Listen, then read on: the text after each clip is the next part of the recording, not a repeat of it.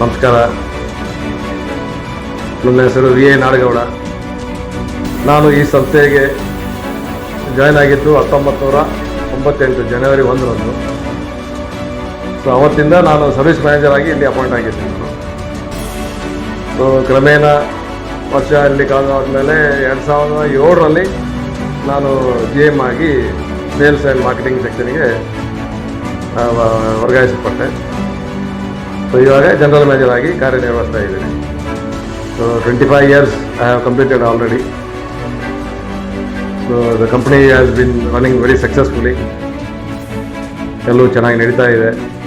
ಶಿವಮೊಗ್ಗದಲ್ಲಿ ಒಳ್ಳೆಯ ಹೆಸರು ಮಾಡಿದೆ. So I thank the management and my staff members for this success.